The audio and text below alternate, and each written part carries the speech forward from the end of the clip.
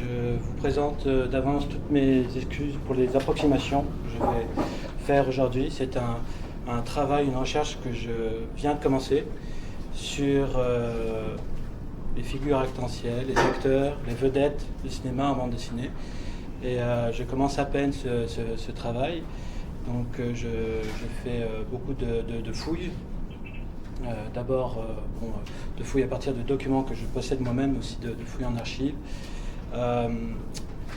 Ce travail, en fait, je l'ai commencé initialement en me posant la question de l'adaptation, puisque c'est une de mes marottes en fin de compte. Et si vous voulez, l'idée que j'ai eue initialement, c'est de me concentrer sur les acteurs et vedettes, les stars des années 40, 50 et 60, qui avaient atteint un tel degré de popularité que leurs figures étaient détournées par des éditeurs en vue de produire des pamphlets, des comic books, des bandes dessinées à leur effigie. Donc des emprunts en fait tout à fait étonnants qui ne seraient plus tellement imaginables aujourd'hui à Hollywood pour des questions de droit, mais qui sont quand même intéressantes de poser au regard de l'histoire de la bande dessinée. Alors je postule aujourd'hui en fait une thèse que je vous propose comme une sorte d'axiome, parce que c'est une double idée que je développe depuis longtemps. Je pars du principe que la bande dessinée est un objet à la fois perméable et malléable, un phénomène, si vous voulez, malléable et perméable. Perméable parce que historiquement, les BDistes, les caricaturistes, les auteurs de bande dessinée sont des gens qui sont issus de l'illustration pour enfants, du livre scolaire, comme par exemple Christophe, parfois ce sont des lanternistes, des peintres, ils sont issus de tous les horizons. Perméable donc parce que ce médium, ce phénomène est resté ouvert aux quatre vents en fait pendant toute son histoire, même encore aujourd'hui. C'est aussi également un phénomène qui est extraordinairement malléable, ductile si vous voulez. Donc c'est un médium qui est en constante transformation, même encore aujourd'hui. On a parlé de conventions et de codes tout à l'heure, puis c'est vrai qu'il y a des codes et des conventions, des choses, des éléments qui sont pérennes en bande dessinée, mais néanmoins ça reste un phénomène qui selon moi est extrêmement malléable. Alors cette réflexion, je l'ai commencée en partant d'un raisonnement sur l'adaptation. Je reviens en fait sur un texte que vous avez cité, dont vous avez parlé tout à l'heure, parce que c'est un sujet que je soulève avec mes étudiants en classe.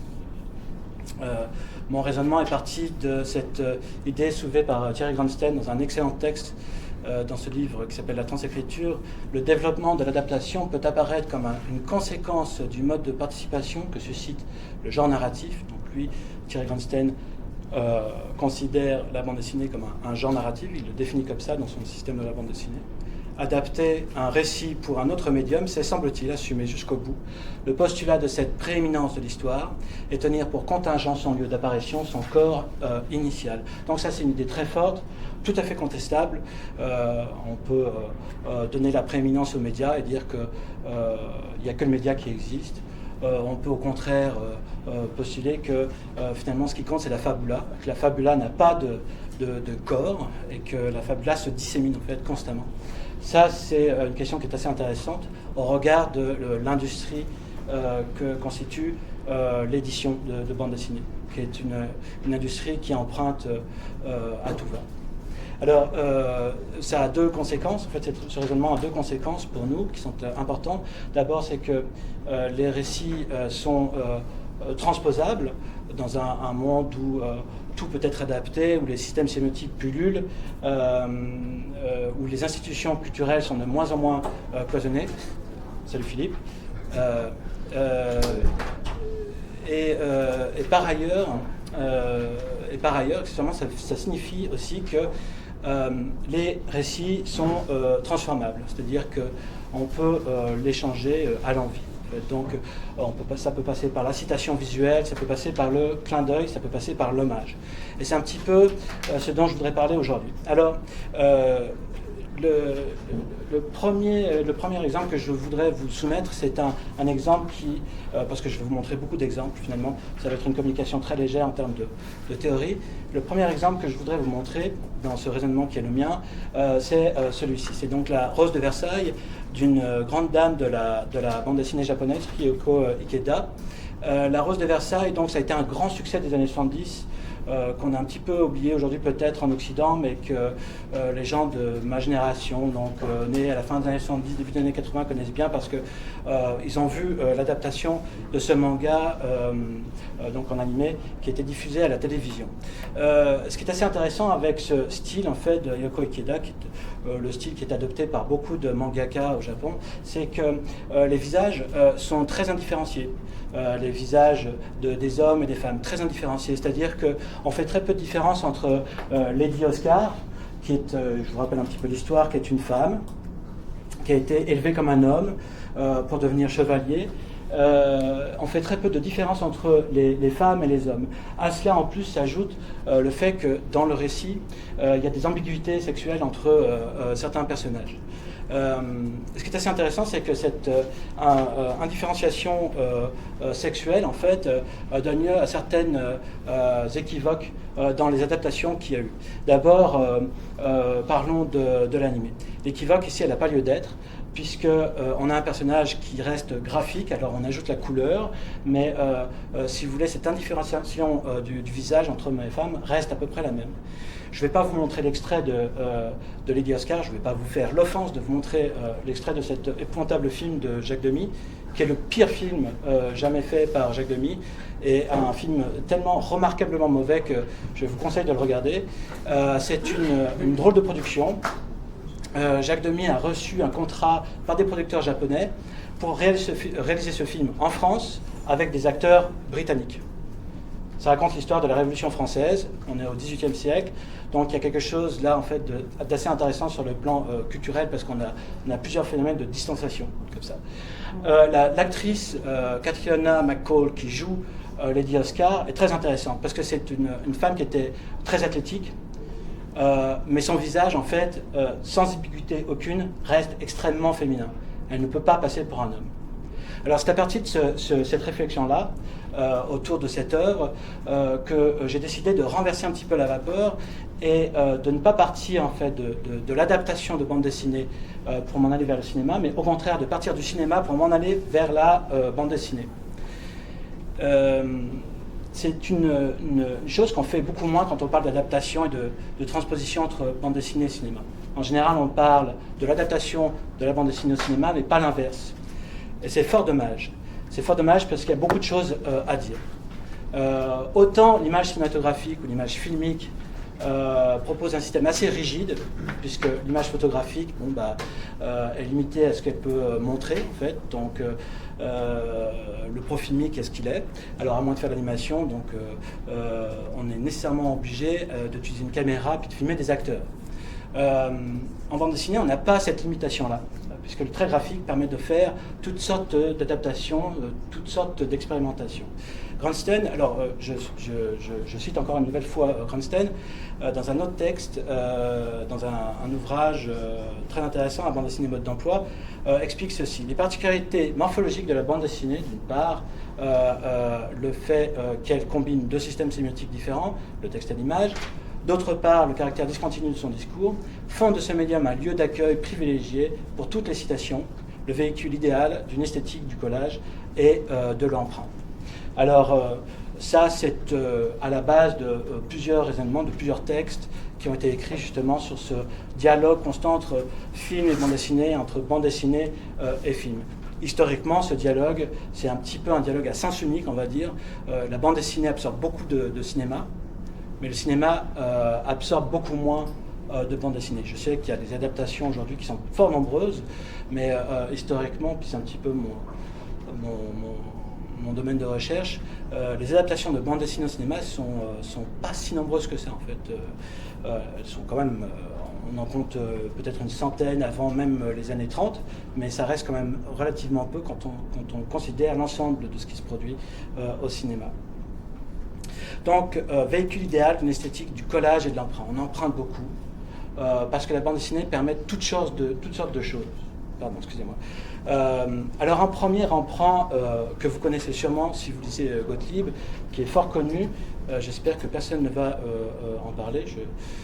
Pour ceux qui ne connaissent pas, évidemment, Gottlieb, c'est un auteur qui a beaucoup œuvré chez Pilote, qui a beaucoup travaillé avec Goscinny pour la rubrique à Braque. C'est un grand cinéphile. Il a beaucoup fait de clins d'œil au cinéma. Je sais que Philippe Marion, qui est ici parmi nous, en fait, l'a interviewé dans les années 80-90 dans un texte qui a été publié dans le cahier de la bande dessinée. Et dans ce texte, en fait, Gottlieb explique qu'il pense cinéma, il pense travelling, il pense panoramique. Donc c'est assez intéressant de le voir s'exprimer en fait sur la chose cinématographique. Comme je m'intéresse un petit peu au western, puisque je m'intéresse aussi par la bande à John Wayne, j'ai décidé de vous montrer ces deux cas fort intéressants. Une page sans titre, enfin en fait c'est une double page, là je vous montre juste un extrait, puis un autre extrait qui s'appelle Spaghetti Western, qui est un double pastiche, peut-être même un triple pastiche, puisque on pastiche un film de Sergio Leone, Il était une fois dans l'Ouest. Les personnages sont empruntés à Maurice et à Lucky Luke. Mais en fait, Gottlieb, se réfère plusieurs fois dans cette bande de 3 pages à Clint Eastwood, expliquant qu'il a cherché à faire une sorte de morphing entre la figure de Clint Eastwood et la figure de Lucky Luke. Ça se voit un tout petit peu. Ça, c'est un simple extrait en forme d'hommage, mais là aussi assez intéressant. Donc évidemment, c'est pas une adaptation directe, on est dans le pastiche et la parodie, le détournement, si vous voulez. Maurice est accoutumé du fait, lui aussi, il s'est souvent en fait inspiré de figures célèbres du cinéma, surtout américain, mais pas que. Ici, Lee Van Cleef, qui a un faciès très particulier pour ceux d'entre vous qui le connaissent. C'est intéressant parce que c'est un acteur qui n'a presque joué que des méchants. Et c'est un monsieur qui, dans la vie, était extrêmement doux. Il était peintre, il détestait les chevaux, il en avait une peur épouvantable, etc. Donc c'était un personnage bien particulier avec ses pommettes saillantes, puis ce nez un petit peu crochu en fait, long nez effilé, crochu. La question du faciès m'intéresse beaucoup, puisque je m'intéresse aussi à la caricature et au trait graphique. Je cite Yann Battins à propos justement d'une théorie qui a été soulevée par Philippe Marion et qui tourne autour de la graphiation, l'idée de graphiation, du graphiateur. Yann Battins explique: les propriétés minimales du dessin, le trait, le contour, la couleur, sont des lieux de l'image où subsiste et partant affleure quelque chose du geste idiosyncrasique qui la produit, dans l'énonciation spécifique de celui ou de celle qui trace aussi bien les dessins que les textes des planches et de l'album.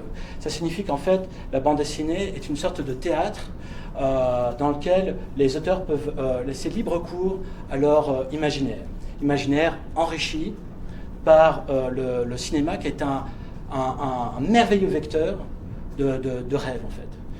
Au XXe siècle, les gens rêvent en Technicolor et se réfèrent constamment au cinéma.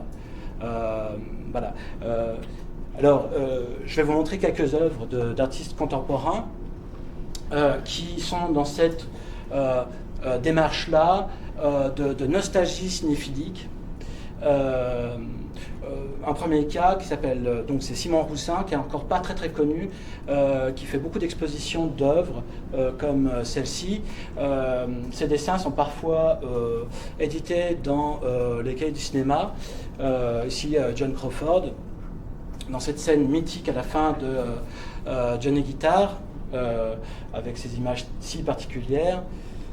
Travail au feutre, comme vous pouvez le voir, donc c'est assez intéressant parce que là, la question du matériau en fait est très importante. Ici, Robert Mitchum, dans un film qui s'appelle Out of the Past de Jacques Tourneur, très grand film noir. Robert Mitchum, c'est un acteur très populaire à l'époque, qu'on a tendance à oublier aujourd'hui, malheureusement, mais qui a donné lieu à de nombreux détournements BDiques. Je vais revenir là-dessus, notamment dans Math, je vais revenir là-dessus un petit peu plus tard. Toujours Mitchum, chez Blotch, dans un album qui est paru en plusieurs temps et qui a été en prépublication ici et là, et je crois dans Flux Glacial. Et cette œuvre en fait a été réunie chez Cornelius en 2005. Alors c'est assez intéressant, je vais vous parler un petit peu de Blotch ici. Blotch est un grand cinéphile. Et il a beaucoup œuvré dans ce sens-là. Dans cette œuvre, donc, qui croque Mitchum dans un récit un petit peu surréaliste, sans véritable sens linéaire. Et on voit Mitchum vieillir, rajeunir, puis vieillir, rajeunir. Il y a quelque chose d'assez touchant en fait dans cette démarche à montrer en fait un visage d'acteur se défaire de cette façon puis se reconstituer par la suite. Toujours Blotch, très inspiré par le cinéma, dans une excellente bande dessinée, l'une de mes préférées peut-être dans mon top 10, Peplum, très belle bande dessinée, inspirée lointainement du film de Fellini, le Satyricon. Et la bande dessinée vaut vraiment le détour, je ne rigole pas, c'est vraiment une grande bande dessinée. Simon Roussin a fait un petit peu ce même genre de démarche, donc on voit que ces deux auteurs qui travaillent séparément, qui ne se connaissent pas, autant que je sache, font un petit peu la même chose. Ici donc on a une œuvre sur Gérard Depardieu qui a été exposée, donc c'est un grand format. Alors je voudrais vous parler d'un album qui s'appelle Pour en finir avec le cinéma, titre très provocateur pour une bande dessinée très surprenante, pas facile, parce que c'est une œuvre qui n'a ni queue ni tête, à structure épisodique, sans progression narrative.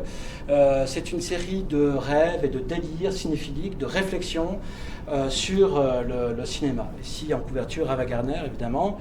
Et Blotch donc parle notamment de son amour fou du cinéma, qui est un amour qui date de l'enfance. Là, on le voit en train de se représenter lui-même, en train de croquer, le bon, la brute et le truand. Et donc c'est assez intéressant parce que dans cet album, il parle justement du vieillissement de l'acteur. Qui est l'une de ces choses qui le touche le plus. Donc on voit notamment Burt Lancaster en train de vieillir en fait. Et sa réflexion là-dessus est très intéressante, très touchante. Aussi par exemple, c'est très amusant, mais c'est aussi là c'est assez tragique, le vieillissement de Cheetah. Et donc, comme vous pouvez le voir, en fait, on voit les acteurs s'enlacer, puis ensuite un retour dans les années 70 où on a pris un cliché d'eux, donc c'est Johnny Lassmuller, et puis donc Cheetah qui en fait en vérité ça n'a jamais été un seul singe, hein, plein. Donc c'est un petit peu une blague là-dessus. Alors je vais avancer parce que je suis très en retard, c'est pas grave. Il y a eu beaucoup d'adaptations, donc de personnages comiques qui se sont vus, dont les aventures ont été adaptées en bande dessinée. Il y a un cas qu'on connaît très peu dans la francophonie, qui est celui de Woody Allen. On connaît bien le cas de Chaplin, dont les aventures ont été adaptées de multiples fois dans les années 10, 20, 30 en bande dessinée, mais celui de Woody Allen, on le connaît moins. Il est assez intéressant parce que Stu Hampel, qui est l'auteur, en fait, je m'excuse pour la qualité de l'image, elle n'est pas très bonne, donc c'est inspiré des gags écrits par Woody Allen lui-même. Et donc il lui a proposé de faire ce strip qui a marché environ 8 ans et qui paraissait à tous les jours. Donc voilà en fait un autre phénomène intéressant. Mais ce qui m'amène en fait à vous parler de John Wayne aujourd'hui, en fait, c'est plutôt l'idée qu'il y a toujours ce phénomène très étrange où la bande dessinée s'inspire du cinéma pour faire du produit dérivé. Et c'est un autre pendant du problème. Alors John Wayne est un cas intéressant parce que c'est un symbole très fort du cinéma. C'est une star qui véhicule des valeurs très fortes. Individualisme, modèle très républicain, très conservateur, très centré sur la famille. Et ce qui est assez intéressant, c'est que ce personnage, en fait, et c'est un petit peu la thèse de Morin quand il écrit sur les stars, il dit que la star s'inspire de ces personnages, et les personnages inspirent la star, donc c'est assez intéressant parce qu'il y a une sorte ce phénomène se nourrit l'un et l'autre. Luc Moulet parle de politique des acteurs. Il décrit John Wayne comme une armoire à glace, mais aussi un visage commun, vulgaire, jusque dans sa singularité, impossible à ne pas reconnaître, et en même temps boursouflé, tanné, dur à cuire, vieille peau, assez voisin du crocodile d'Atari, du taureau de Red River, et à la fin proche aussi de ma grand-mère. Il doit avoir une grand-mère très laide, lui, en passant. Et ça c'est intéressant parce que donc il s'est beaucoup intéressé à l'overplay, qui est le style de jeu de John Wayne. Alors a priori c'est pas quelque chose qui devrait paraître dans les bandes dessinées, mais en fait si.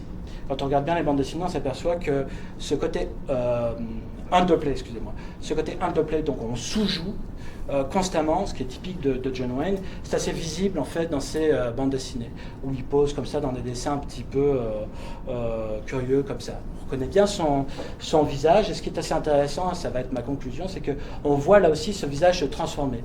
Pas tant à cause du vieillissement, parce que John Wayne a compris très vite à partir de Stagecoach, Red River, à partir de 1948, qu'il fallait qu'il joue un vieux pour le restant de ses jours pour continuer à avoir des rôles.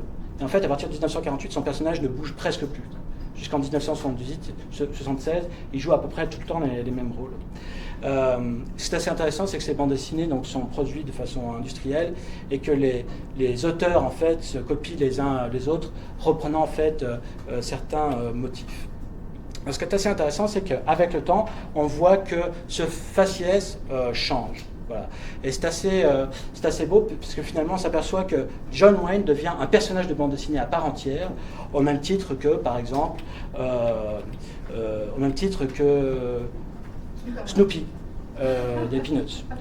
Snoopy est resté Snoopy pendant 50 ans, alors que c'est un personnage qui a beaucoup changé sur le plan morphologique. Donc un petit chien qui ne marche pas, qui ne pense pas, et qui finit par penser, puis ensuite à se dresser sur ses deux pattes arrière. C'est le même personnage, mais ce n'est pas le même personnage. C'est un personnage qui change constamment. On voit la même chose avec Gaston Lagaffe. Donc Gaston Lagaffe, qui est un personnage qui change sans changer. Il change sur le plan graphique, mais il ne change pas, il reste le même, fondamentalement. Voilà, donc je me suis un petit peu précipité pour la fin. J'ai fini. Je vous remercie.